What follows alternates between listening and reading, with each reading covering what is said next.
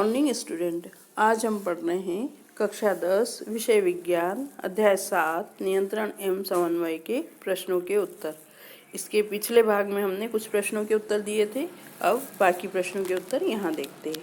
प्रश्न, निम्नलिखित में से कौन सा पादप हार्मोन है? तो इनमें से आंसर दिया है साइटोकाइनिन। दो तंत्रिका कोशिका के मध्य खाली स्थान को कहते हैं। यह आएगा ब वाला सिनेप्स। ये आंसर भी यहाँ दिया है। मस्तिष्क उत्तरदायी है, तो इसमें से सभी आएंगे, उपयुक्त सभी। ठीक है। अब अगला प्रश्न देखते हैं। हमारे शरीर में ग्राही क्या कार्य करते हैं? ऐसी स्थिति पर विचार कीजिए जहाँ ग्राही उचित प्रकार से कार्य नहीं कर रहे हैं।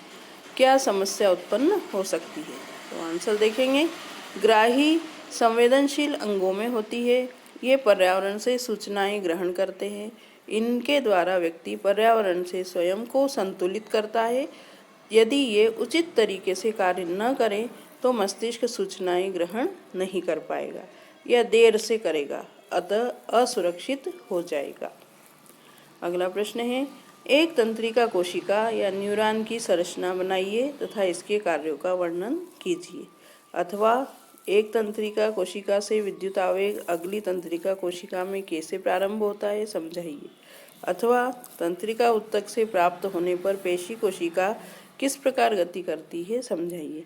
अथवा तंत्रिका कोशिका द्वारा संवेदी सूचनाएं किस प्रकार उपार्जित की जाती है। इन चारों प्रश्नों का एक ही आंसर है। आंसर है न्यूरॉन अथवा तंत्रिका कोशिका तंत्रिका आवेग के संचरण हेतु विशेषीकृत तंत्रिका तंत्र की कार्यात्मक तथा संरचनात्मक इकाई है। यह लगभग 90 से 100 सेंटीमीटर लंबी होती है। न्यूरॉन के 3 भाग होते हैं, द्रुमिका, कोशिका काय और एक्सान। ये आप यहाँ नीचे चित्र देख रहे हैं ना, इस तरह से आपको चित्र बनाना है। और ये यहाँ पर इसकी तंत्रिका की पेशी संधि का भी चित्र दिया हुआ है, तो ये आप यहाँ देखकर चित्र बनाएंगे। कोई भी तंत्रिका कोशिका सीधी दूसरी तंत्रिका कोशिका से जुड़ी हुई नहीं होती।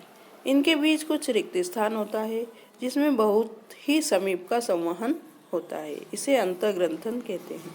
यदि हमारे पैर में दर्द है तो इसकी सूचना पैर में स्थित संवेदी तंत्रिका कोशिका के डेंड्राइन ग्रहण करते हैं।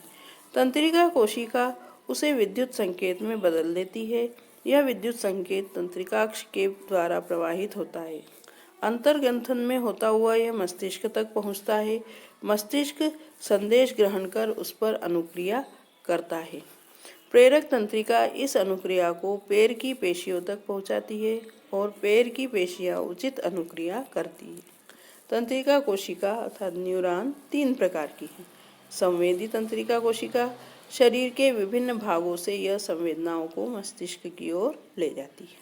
प्रेरक तंत्रिका कोशिका यह मस्तिष्क से आदेशों को पेशियों तक पहुंचाती है। बहुध्रुवीय तंत्रिका कोशिका यह संवेदनाओं को मस्तिष्क की तरफ और मस्तिष्क के पेशियों की ओर ले जाने का कार्य करती है।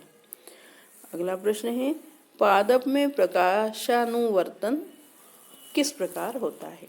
आंसर है जड़ प्रकाश के विपरीत मुड़कर अनुक्रिया करती है तथा तने प्रकाश की दिशा में मुड़कर इसे प्रकाशानुवर्तन कहते हैं। पादप में ऑक्सिन हार्मोन, यहाँ पर ऑक्सिन है भाई, स्रावित होता है। यह सूर्य के प्रकाश में तने के अधेरमय भाग में आ जाता है और वहाँ की कोशिकाओं को लंबाकर उन्हें प्रकाश की ओर झुका जाता है। इसे घनात्मक प्रकाशानुवर्तन कहते हैं। जड़ें ऋणात्मक दर्शाती है, अर्थात जो तना होता है वो प्रकाश की ओर गति करता है और जड़ें होती है वो प्रकाश से विपरीत दिशा में गति करती है। अगला प्रश्न है, मेरुरज्जु आघात में किन संकेतों को आने में व्यवधान होगा? उत्तर है प्रतिवर्ती क्रियाएं संपन्न नहीं हो पाएगी। इसके अलावा सभी सूचनाएं ठीक प्रकार से संचरित नहीं होगी। अर्थात हमारी जो रीढ़ की हड्डी होती है उसमें यदि कोई चोट आ जाए तो हमारा शरीर काम नहीं कर पाएगा। अर्थात जो सूचनाएं होती है वो ठीक प्रकार से मस्तिष्क तक नहीं पहुंचेगी। अगला प्रश्न है, पादप में रासायनिक समन्वय किस प्रकार होता है? उत्तर है, पादप में रासायनिक समन्वय पादप हार्मोन के कारण होता है। पादप कोशिकाएं हार्मोन को उत्पन्न करती है। ये हार्मोन वृद्धि, विकास तथा विभाजन को नियंत्रित करते हैं। ये हार्मोन ही रासायनिक समन्वय स्थापित करते हैं। अगला प्रश्न, एक जीव में नियंत्रण एवं समन्वय तंत्र की क्या आवश्यकता है? उत्तर देखेंगे, जीवों में नियंत्रण एवं समन्वय का एक तंत्र विकसित कर लिया है, क्योंकि यह शरीर की सभी प्रतिवर्ती को नियंत्रित करता है तथा इसकी पर्यावरण के हानिकारक परिवर्तनों से सुरक्षा करता है। यह ऐच्छिक गतियों को नियंत्रित करता है, यह अनैच्छिक गतियों को नियंत्रित करता है। यह जीवों को सोचने, विचारने, विश्लेषण करने, निष्कर्ष निकालने, निर्णय लेने आदि की क्षमता प्रदान करता है। यह जीवों को अधिकतम लाभ के लिए उचित प्रकार से प्रतिक्रिया करने में सहायक है।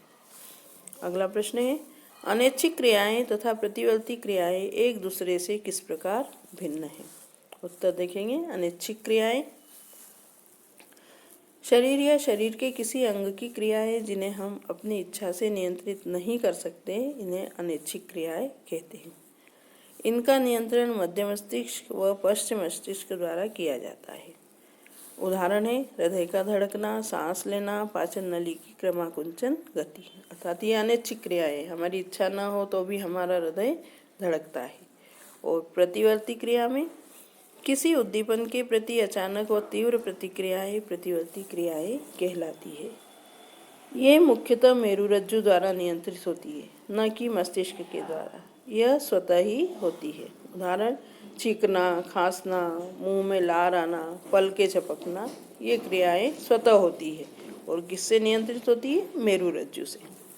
अगला प्रश्न है, जंतुओं में नियंत्रण एवं समन्वय के लिए तंत्रिका तथा हार्मोन क्रियाविधि की तुलना तथा व्यतिरेक कीजिए। हार्मोन की क्रियाविधि, यह एक्सान के अंत में विद्युत आवेग का परिणाम। दूसरा, सूचना धीरे धीरे गति करती है। सूचना सारे शरीर को रक्त के माध्यम से प्राप्त हो जाती है, जिसे कोई विशेष कोशिका या तंत्र स्वयं प्राप्त कर लेता है। इसे उत्तर प्रायः धीरे धीरे प्राप्त होता है। इसका प्रभाव प्रायः देर तक रहता है। और तंत्रिका क्रिया में यह रक्त के द्वारा भेजा गया रासायनिक संदेश है, जो कुछ रसायनों का विमोचन करता है। सूचना अति तीव्र गति से आगे बढ़ती है। सूचना विशिष्ट एक या अनेक तंत्रों, कोशिकाओं, न्यूरॉनों आदि को प्राप्त होती है। इससे उत्तर शीघ्र प्राप्त हो जाता है। इसका प्रभाव कम समय तक रहता है। अगला प्रश्न है, छुई मुई पादप की गति तथा हमारी टांग में होने वाली गति के तरीके में क्या अंतर है? तो छुई मुई पादप में किस प्रकार गति होती है? इस पौधे में गति का आधार स्पर्श है। यहाँ गति पत्तियों के झुकने व खिलने पर आधारित है। यहाँ पत्तियों के आकार में भी परिवर्तन होता है।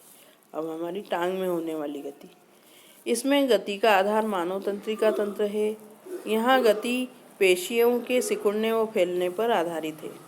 यहाँ पैर या उसकी पेशियों के आकार में कोई परिवर्तन नहीं है। तो यहाँ हमारे प्रश्न समाप्त हुए। धन्यवाद।